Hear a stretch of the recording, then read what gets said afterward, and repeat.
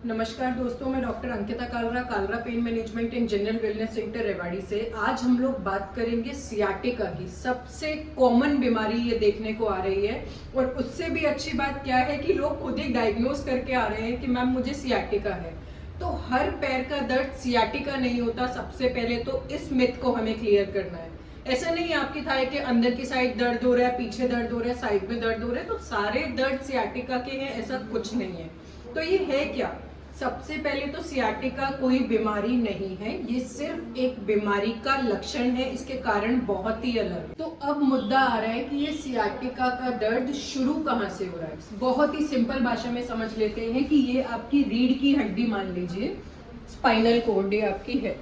यहाँ पे आपके वर्टिब्रास लगे होते हैं जिसे हम लोग बोलते हैं मणके, छल्ले जिसे आप लोग बोलते हैं। इसके बीच में से कुछ नसें निकलती हैं। ये आपका L4, ये L5, S1, S2, S3, इसके बीच में से नर्व्स निकल रही हैं और ये नर्व्स मिलके आपस में एक बड़ी नर्व बना लेती हैं जिसको बोला जाता है सियाटिक नर्व। इस नस में कुछ दिक्कत आ रही है, यहाँ कारण छिपा होगा यहाँ, क्योंकि शुरू यहाँ से है, कारण यहाँ पे है, दिक्कत यहाँ दिख रही है सियाटिक नर्व में। तो ये सारा जो है ये पेन है आपका सियाटिका का। तो जब आप इस दर्द में कुर्सी पे बैठेंगे या सिटिंग पोजीशन में जब होंगे तो आपकी जो सियाटिक नर्व है इस पे टेंशन और ज्यादा जाने लगेगा, जिसकी वजह से आपका पेन बढ़ जाएगा। आप चल रहे हैं, आपका नर्व थोड़ा रिलीज होता जाएगा, जिसकी वजह से पेन जो है वो कम हो जाएगा। पेन का टाइप क्या रहता है? एकदम से शूटिंग पेन आता है, ऐसा लगता है कि जैसे कोई इलेक्ट्रिक शॉक, करंट लगा हो, इतना सीवियर ये पेन आता है। अब थोड़ी बात कर लेते हैं कारणों के ऊपर कि कारण क्या है इस सियाटिका के। जैसे मैंने आपको आपकी स्पाइन का स्ट्रक्चर बताया किस तरीके बना है, तो उसमें एक कारण है डिस्क हर्निएशन।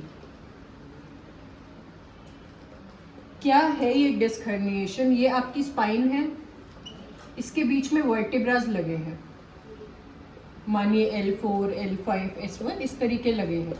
इसके बीच में एक लिक्विड सब्सटेंस, तरल पदार्थ होता है जिसको बोला जाता है डिस्क। ये थोड़ा सा अगर बाहर आ गया तो यहाँ पे बहुत सारी फाइब्रस लेयर लगी होती है जो इस नर्व को दबाव देती है। अब इस नर्व को दबाव देगा तो यही नर्व आपके पैर को खून सप्लाई कर रही है, तो ये दर्द आपका कहाँ जा रहा है? पूरा पैर में। सबसे पहला कारण हो गया ये डिस्क हर्निएशन। दूसरा कारण जो इसका है वो है डीजेनरेटिव डिस्क डिजीज।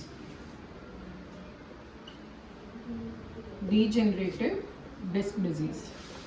अब ये क्या होता है? समय के साथ साथ आपकी स्पाइन में जो डिस्क है वो डीजेनरेट, मतलब कि आप एक मशीन लगा लीजिए, वो जब बहुत ज्यादा काम करेगी तो धीरे धीरे घिसना चालू हो जाएगी।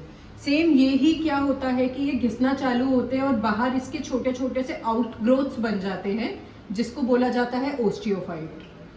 अब जो चीज अंदर रहनी थी उसकी कोई भी छोटी सी ग्रोथ भी अगर बाहर आ गई तो वो बाहर वही नस लगी है उस पर वो दबाव डालेगी और ये भी लक्षण आपको दे देगी सियाटिका। तीसरे कारण की बात कर लेते हैं, वो है स्पॉन्डाइलोलिस्थेसिस। राइटिंग इग्नोर करना बहुत सुंदर है। थीसिस क्या है? थीसिस का मतलब होता है स्लिप।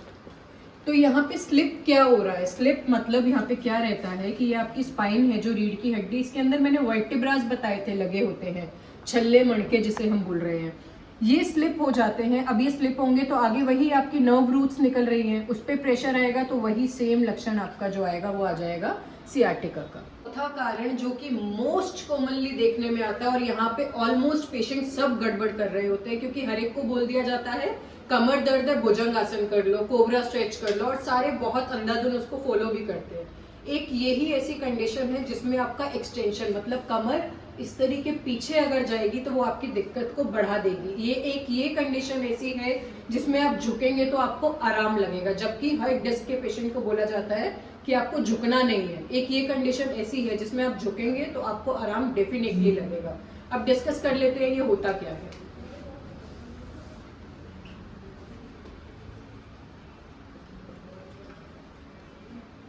इसमें क्या है कि आपका जो डायामीटर रह रहा था स्पाइनल कैनाल का, या फिर डिस्क के बीच का जो भी डायामीटर रहना था वो नॉर्मल से कम होने लग जाता है। अब डायामीटर कम कैसे होगा? क्या ऐसे ही पड़े पड़े डायामीटर कम हो जाएगा?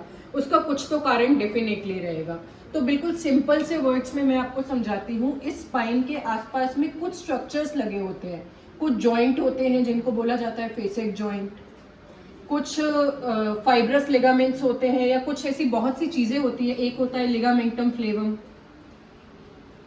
या डीजेनरेटिव हो गया कि मतलब आपकी स्पाइन का या आपके वर्टेब्रास का डीजेनरेशन होने लग गया। इस सब चीजों में क्या हो रहा है, मानिए ये फेसिक जॉइंट जो कि इतना होना था, अगर ये मोटा हो गया, इसकी हाइपरट्रोफी हो गई, नस पे दबाव आ गया, सेम सियाटिका। लिगामेंटम फ्लेवम जो कि इस तरीके होना था, अगर ये थिक होता गया, सेम नस पे दबाव आएगा, फिर वही सियाटिका का लक्षण।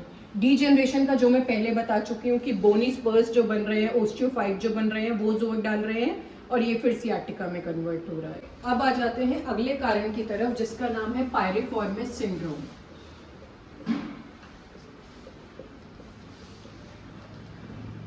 इसमें क्या है, इसमें कारण जो है वो आपका लंबर स्पाइन रीजन नहीं है। ये एक मसल रहता है आपके बटक रीजन में, आपके हिप रीजन में। अब आपके हिप से ही जो है सियाटिक नर्व निकल रही होती है, सियाटिक नोच यहाँ पे होता है, उसके थ्रू आपकी सियाटिक नर्व निकल रही होती है। ये मसल अगर इसको इरिटेट करने लगता है सियाटिक नर्व को, तो भी आपको सेम पेन होता है सियाटिका जैसा। तो हम बोले कि इसका कॉज लंबर है क्या, मतलब स्पाइन है क्या? तो नहीं।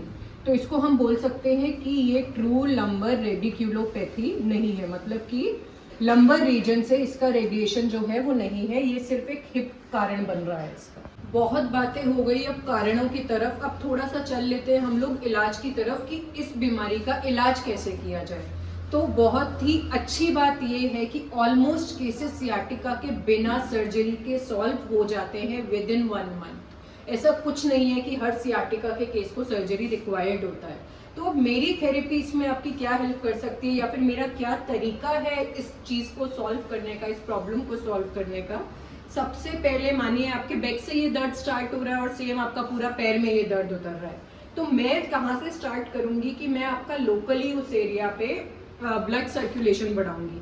अब सर्कुलेशन बढ़ाने का तरीका क्या हो सकता है, मानिए कपिंग ही ले लीजिए, आपकी 3-4 टाइप की आपकी वहाँ पे कपिंग कर दी, वो आपका ब्लड सर्कुलेशन वहाँ पे बढ़ गया, पेन तो आपका उससे भी इम्प्रूव हो जाएगा, पर क्या रिजल्ट परमानेंट रहेगा? तो the answer is big no.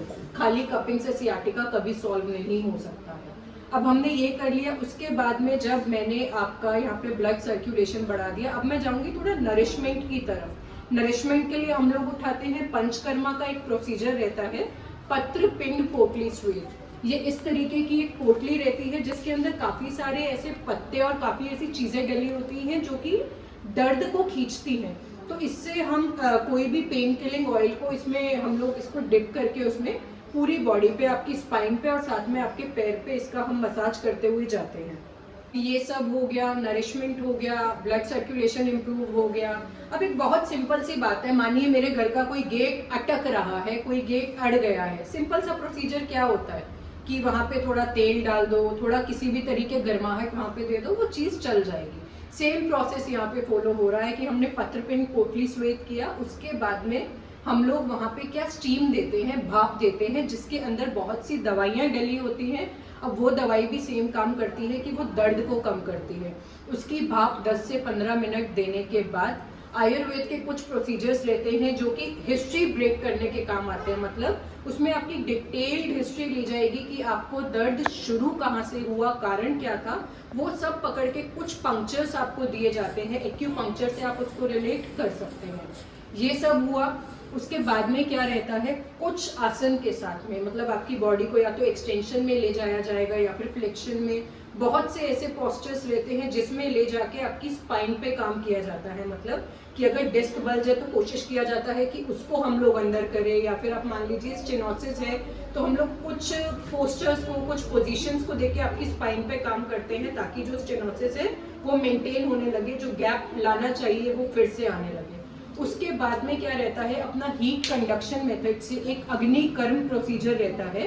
वो आपकी स्पाइन के बिल्कुल, मानिए आपके L4 L5 के बीच में कहीं दिक्कत है तो बिल्कुल बीच में जाके वहां पे सेक दिया जाता है, जो कि बहुत ही अच्छा पेन मैनेज करने का काम करता है। ये सारा प्रोसेस हमारा हो गया, आगे का काम आपका है। हम लोग आपको एक्सरसाइजेस सिखा देते हैं, वो एक्सरसाइजेस आपको घर में हफ्ते भर करती रहनी है और हमारे पास हफ्ते में सिर्फ एक ही बार आना है। So now the question here arises is कि क्या आपकी थेरेपी एनाटॉमिकल चेंजेस भी लाती है? तो हाँ, लाती है।